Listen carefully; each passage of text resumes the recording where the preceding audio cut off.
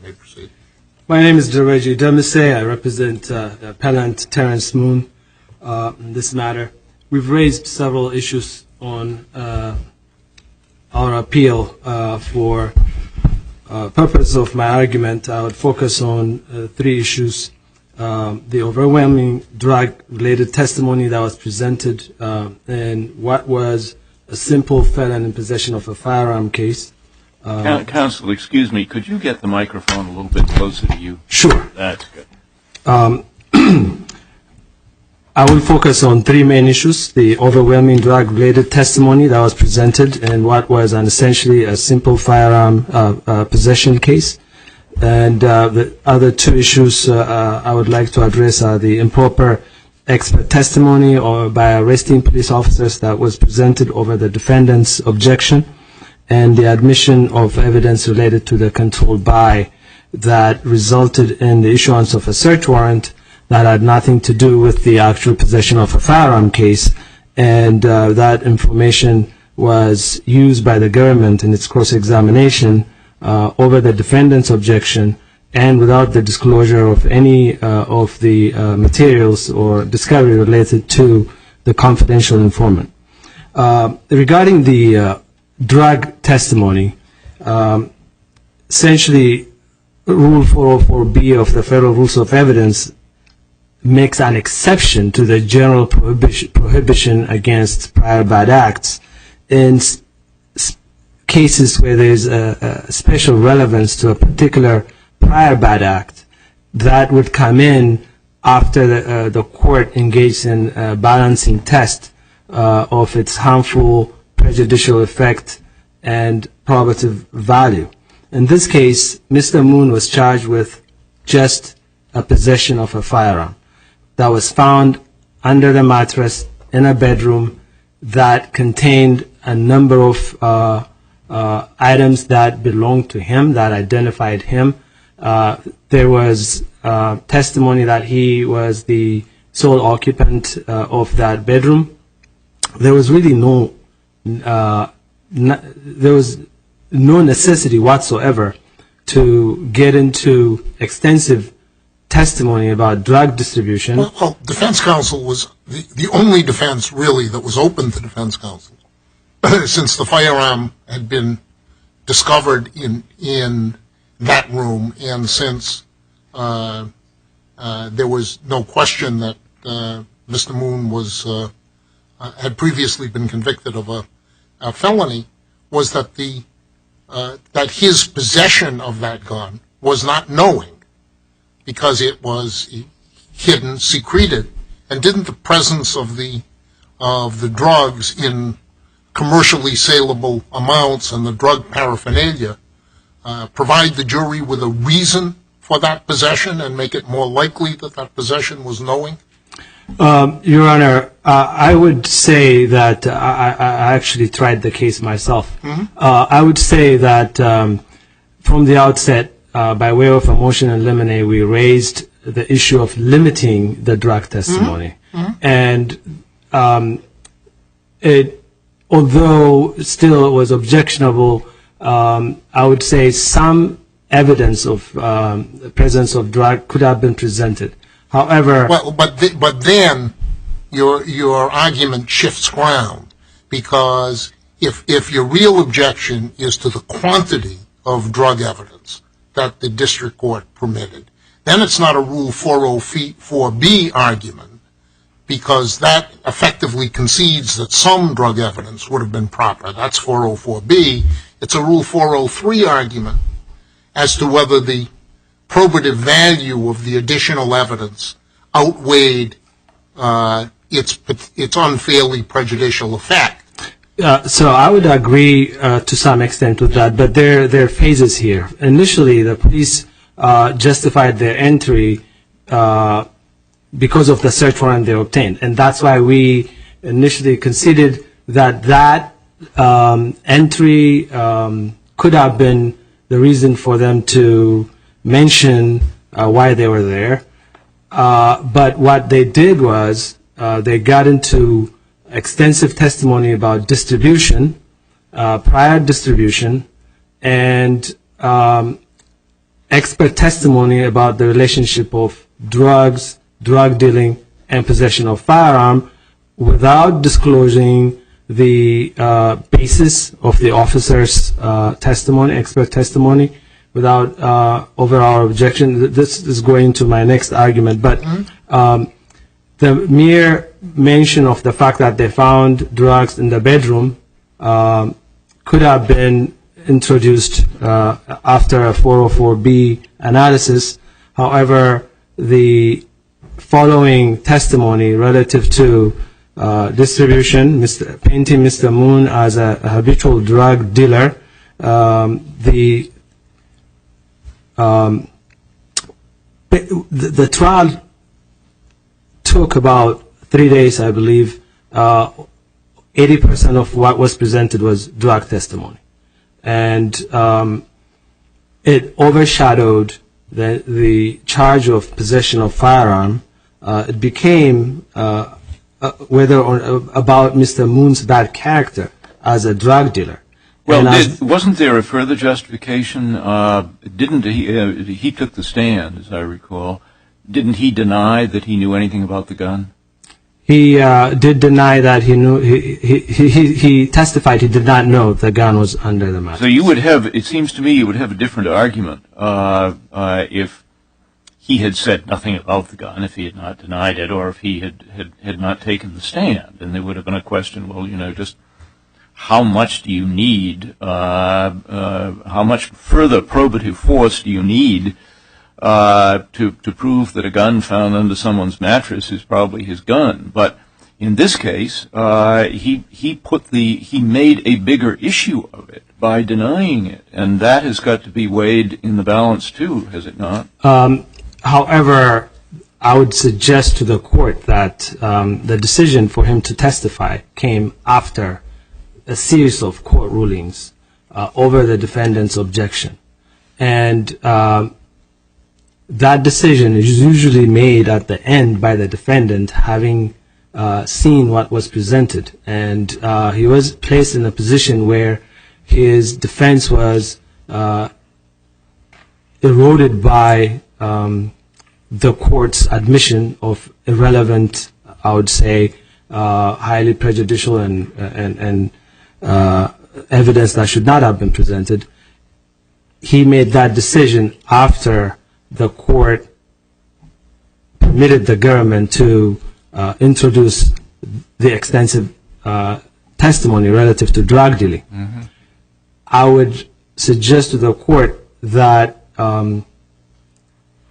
his decision to testify should not affect the analysis of the judge's initial decision to permit the evidence.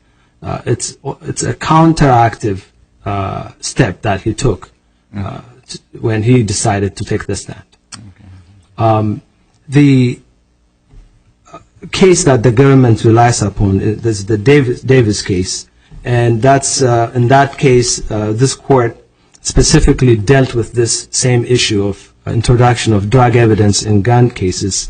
And what that case instructs district courts to do is to limit the amount of evidence, the scope of the evidence related to drugs in simple firearm possession charges, and the time frame of the drug evidence. And the court in that case allowed the girlfriend of the defendant to testify that the defendant had dealt drugs and that he also had another motive to possess a firearm.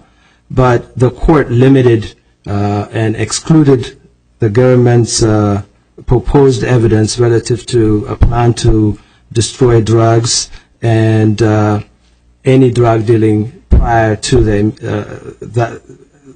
date of the firearm charge. Counsel, would you just give us a flavor of the nature of the government's evidence on drug quantities? I gather from what you're saying, as part of the government's case in chief, they did not limit their testimony to quantities found in the apartment, but they also presented testimony about drug transactions that took place outside the apartment. Is that correct? That's correct. They So your presented point might evidence. be that, sure, if there are drugs in the apartment, that might provide him a motive for having a gun to protect perhaps a stash that he has in the apartment, but to the extent there was evidence of drug transactions outside the apartment, that would not provide a motive for him having a gun in the apartment. Is that your argument? That's part of the argument. They presented evidence that they thought they saw what they believed to be a drug transaction prior to stopping him outside the apartment. They presented evidence that amorphously in the past 3 months, in the past 72 hours of his arrest, he drove his car to a particular location and engaged in drug dealing. They presented evidence that he was stopped by the Boston police and he was chased, and they stopped him and found a quantity of drug on his person. That was over the defense objection again, that related to a pending matter in the state court. They presented evidence relative to the controlled buy that gave rise to the search warrant.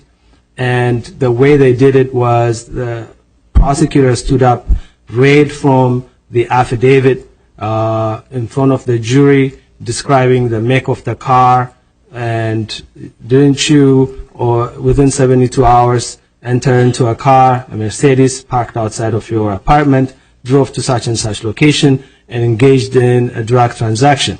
But Now, Judge Lopez asked you about drug evidence presented in the government's case in chief, and now you're describing things that the prosecutor did in the cross-examination of the defendant. That didn't occur in the government's case in chief. in the government's case in chief, they did present evidence that he engaged in what they believe to be a drug transaction while they, before they stopped him and conducted the search of the apartment. Yeah. But other than that one transaction, which explained why he had been arrested and why they had gone to search the apartment, did they present evidence in their direct case of any other drug dealings by the defendant? Not that I recall. However, that interaction, that drug dealing they described did not really give him a reason to stop and to conduct the search. They already had a search warrant for the house, and they had an arrest warrant for him, a search warrant for his person. So they didn't need to get into that. So they didn't have to. So you think it's improper in a prosecution like this to describe the circumstances under which the arrest was made? There was no such arrest for that transaction. No, but there was an arrest. There was an arrest. And apparently the government described, or the witnesses described, what the defendant, where the defendant was and what he was doing when they arrested him. It's, again, a mere possession of firearm in the house. Whether or not a person engaged in an activity, what they perceive to be a drug transaction, has no relevance whatsoever. Well, They had doesn't it a have search relevance warrant. to prove that it is likely that as an habitual matter, he would be carrying or have near him a gun? However, he did not carry a gun that day. No, but he had it near him in his apartment, so that his habitual reliance upon the gun, it seems to me, would be a relevant consideration, would it not? I wouldn't necessarily so. The police tried to say that drug dealers keep a firearm, and when they were cross-examined, they said they conducted 80 to 90 search warrants in 2012 and found drugs, but only found guns in 15 to 20 time of those search and seizure. So, Aren't you switching grounds now to your expert? yes, I think the relationship between guns and drug dealing is something that should have been tested prior to trial, as requested by the defendant in a Daubert type of hearing. The government and the police did not present any facts or data to suggest, to support their theory that drug dealers keep firearms. And their testimony is an expert testimony that did not comport with the rules. And for all of the reasons stated in our brief, I ask the court to reverse the conviction. Thank you, counsel. Thank you.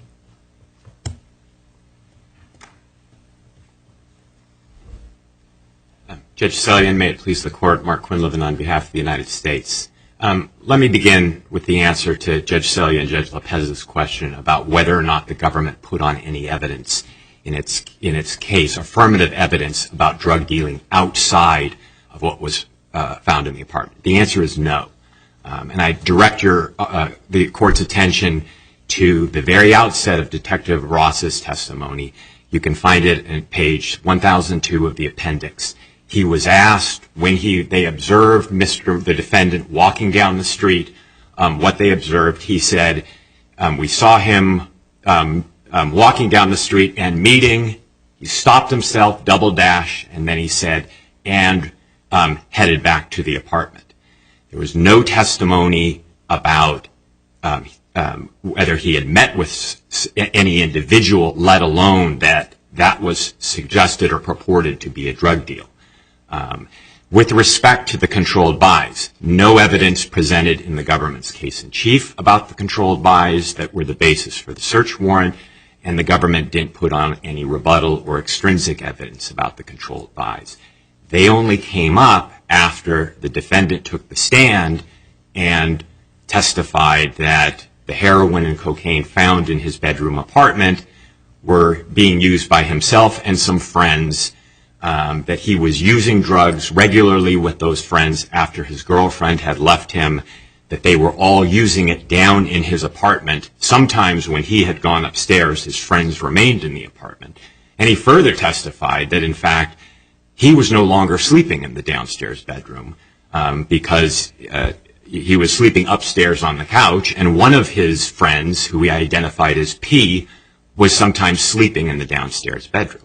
So after all of that testimony came out, the government requested a sidebar prior to its cross-examination and said that the defendant had opened the door to being questioned about the controlled buys. The district court agreed, but asked, are you going to put on any extrinsic or rebuttal evidence regarding the controlled buys? The government said it would not, and the court allowed the cross-examination.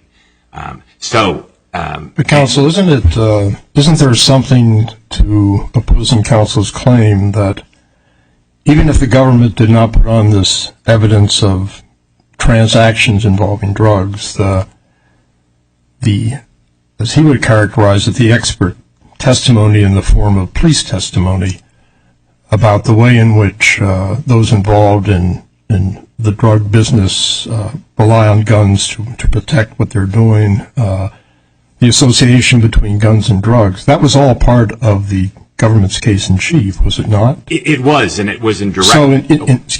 So in that sense, there was a great deal of testimony about involvement by the defendant in drugs, certainly implicitly. That's the whole reason for that testimony, was it not, that the defendant was heavily involved in the drug trade? Absolutely, Judge Lopez, and the district court correctly ruled that was permissible testimony under Rule 404B, both to establish the defendant's motive for having the gun, particularly given that he previewed his defense in his opening by stating that there would be no testimony in the case linking him to the firearm. And then, of course, his testimony on cross was that other people were regularly in the bedroom, that he was, in fact, not sleeping there, and that the reason all of the heroin and cocaine was in the apartment was because they had pooled their money together to have a blowout party for the Super Bowl. And in the defendant's closing, the argument was, given that those friends were coming back, it's reasonable to assume one of them might have put the gun under the mattress because they were coming back the next day. So it is relevant to establish the defendant's motive for having the gun, as well as his dominion and control over the apartment bedroom, issues that the defendant put squarely into play at trial.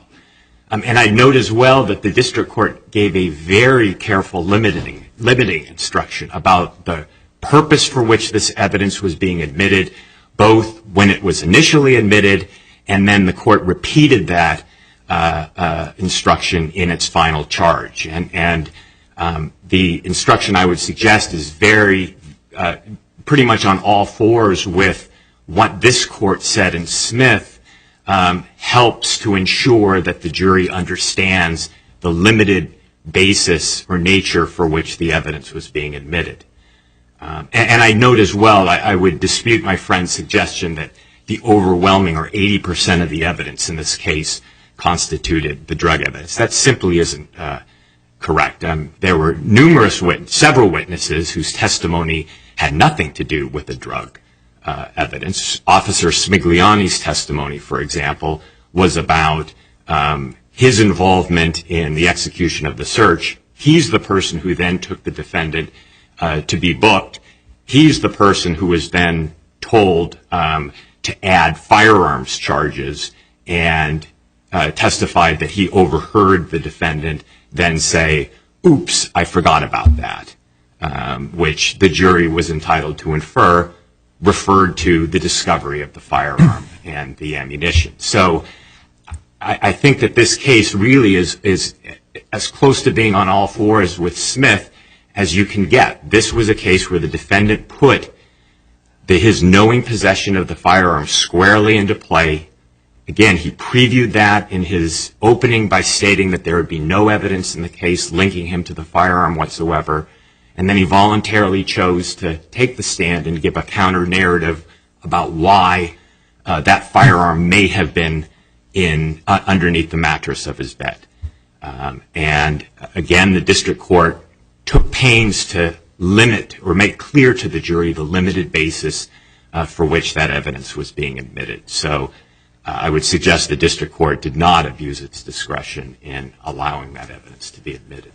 So I get the sense that you're not prepared to concede, in light of my concurrence in Valdivia, that the police testimony here about the relationship between guns and drugs and the ability of the police to identify the drugs as, in fact, illegal drugs, or the way in which the drugs were wrapped, that's all inculpatory, that's all indicative of involvement in the drug trade. That's impermissible expert testimony. You're not prepared to concede that again. No. I note Your Honor's concurrence, and as Your Honor noted, that this court has not been not altogether sometimes clear about the line between lay and expert testimony where other circuits have, but I think that actually this is very akin to the kind of testimony that the majority in Valdivia said was permissible lay opinion testimony.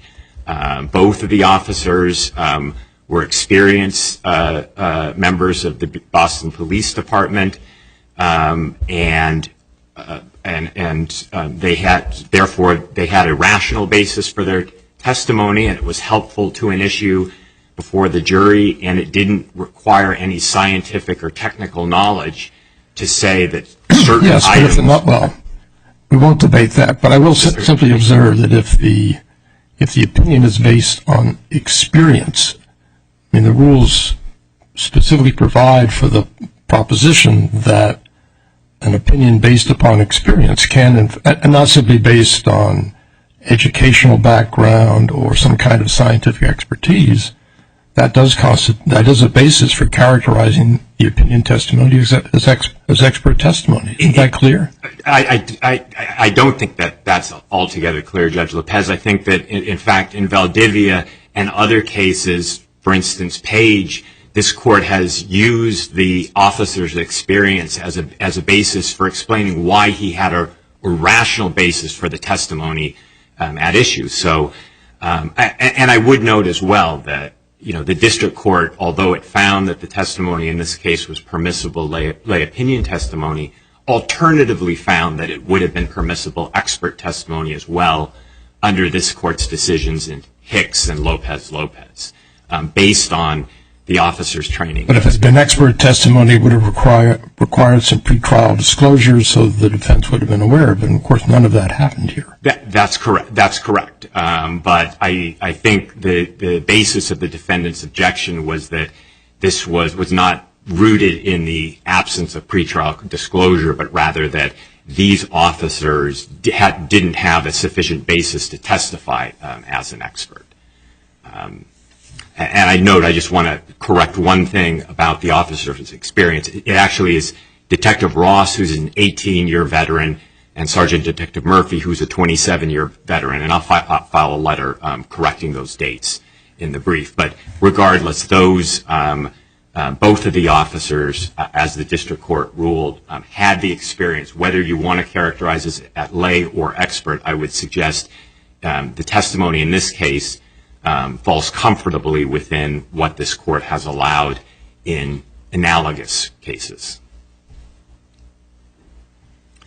The court has no further questions. I'll rest on the remaining issues on our brief. Thank you, Mr. Quinlivan. We'll take the case under advisement.